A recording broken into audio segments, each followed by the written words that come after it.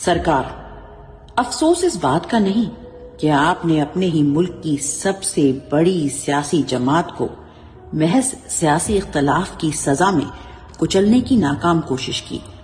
اور خود سے زیادہ طاقتور اور قد رکھنے والے عمران خان کو طاقت کے غلط استعمال سے نہ صرف قید بلکہ مہینوں قید تنہائی کی اذیت دی، اہل خانہ اور وکلا سے ملاقات کے حق پر پابندی لگائی، آئین اور قانون کو اپنی ذاتی انا کی بھیٹ چڑھا دیا۔ افسوس اس بات کا بھی نہیں کہ ملک کے پورے آئینی ڈھانچے کو ایک ذہنی مریض کے خوف کے سامنے مفلوج کر دیا گیا۔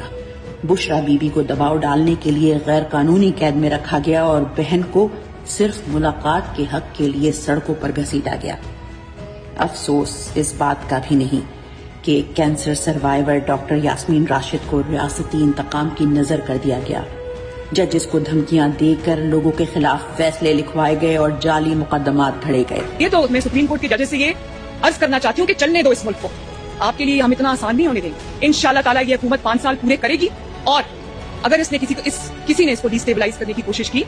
کسی نے رخنہ ڈالنے کی کوشش کی، کسی نے پولیٹیکل انسٹیبلٹی لانے کی کوشش کی، تو اس کے ساتھ آئینی ہاتھوں سے نپٹا جائے۔ کل کو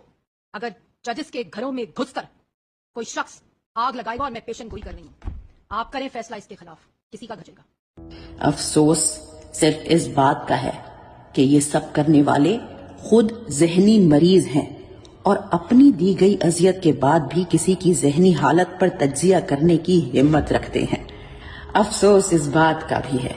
کہ ملک کے سب سے بڑے ادارے کا آئے دن تماشا بنایا جاتا ہے، فیکٹس اور تاریخ کو توڑا مڑوڑا جاتا ہے اور عوام کو اتنا ill informed سمجھا جاتا ہے کہ وہ ان تمام ڈراموں پر یقین کر لیں۔ افسوس اس بات کا بھی ہے کہ تاحیات طاقت کے خواہش مند ذہنی مریض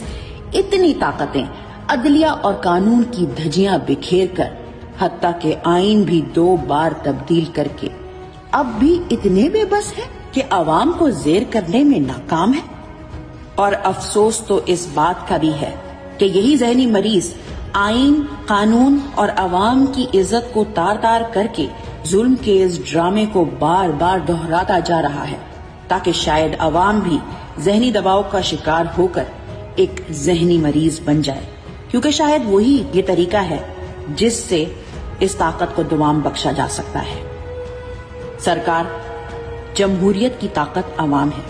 اور ملک کے بانی قائد اعظم کا کہنا ہے کہ افواج اس عوام کے تابع ہیں۔ ہم نے تو یہ سبق پڑھ لیا ہے،